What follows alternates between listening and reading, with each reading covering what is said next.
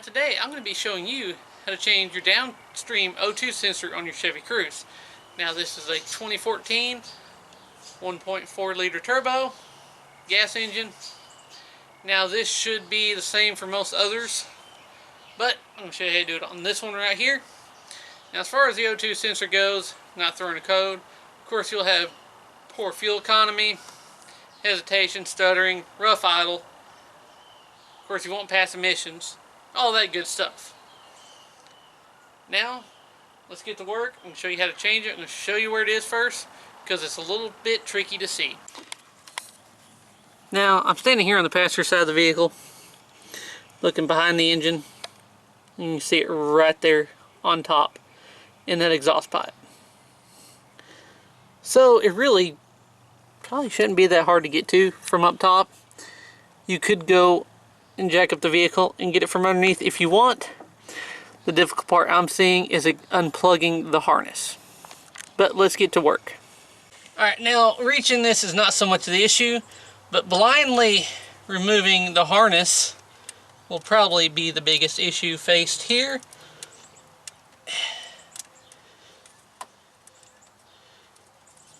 If you can feel for it and get it. Otherwise you may have to crawl up under the car to see what you're doing.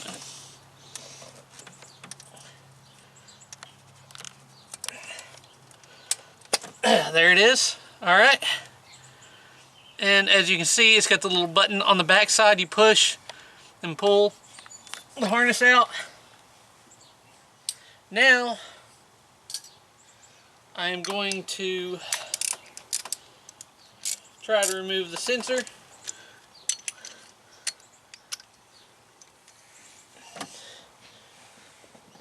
Slide socket down, make sure it's on there.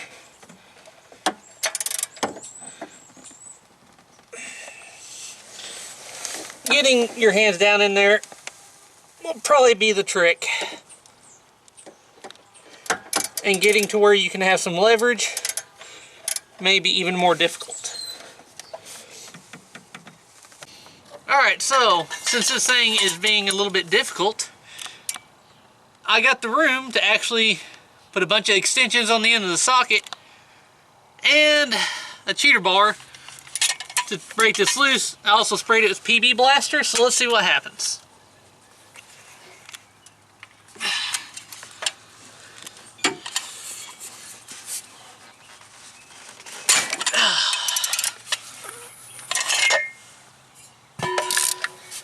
And there it is.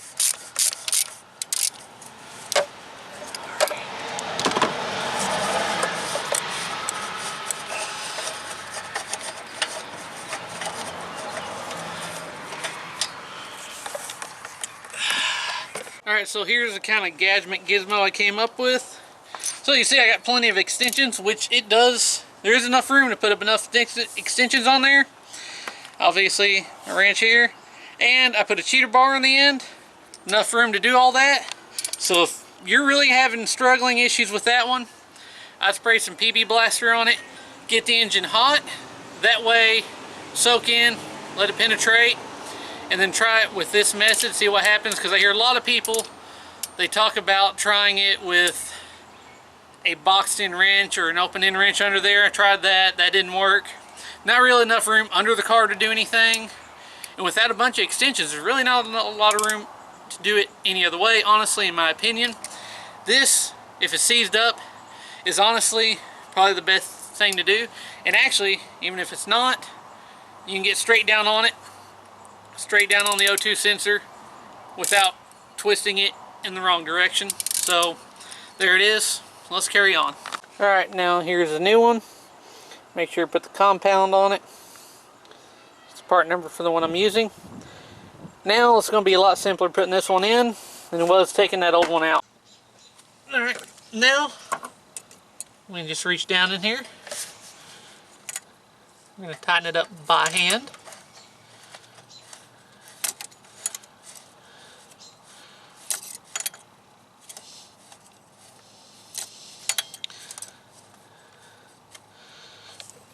Alright, now that it's tightened up by hand,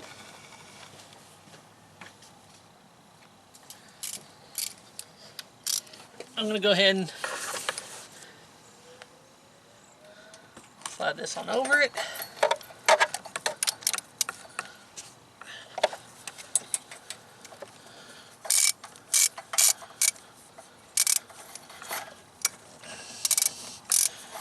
Going to make sure that it is all the way down on it.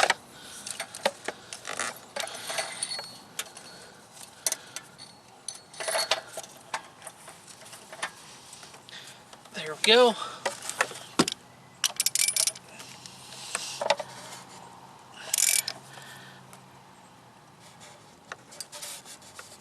Get it good and tight.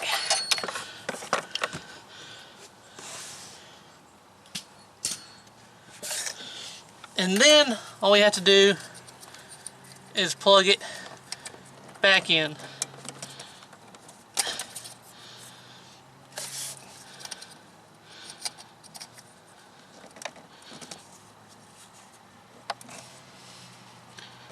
Make sure it's plugged all the way in and clipped. And then you're good to go. Alright, now there it is. Downstream O2 sensor is replaced. And honestly, using all these extensions and going straight up from the backside, because there is plenty of room, and a cheater bar and the PB blaster, broke that thing loose, which I'm thankful for, because like I said, I've seen other people's methods. Some of them required a propane torch and getting them hot. Well, luckily, I was able to come up to the backside and get it out enough to where I can get leverage on it, break it loose, so thankful for that. It is kind of a difficult spot, but there's enough room going straight up that you can make something work, because if that didn't work, I was about to get the impact on. So, even though this is a little bit trickier than normal, it's still doable in your own driveway, at home, carport, garage, whatever. Now, they're not always going to be seized up like that. This one was pretty well seized up, pretty bad, but still, with the extensions and a cheater bar, it is manageable. So, I hope this information proved helpful to you. As always, thanks for watching.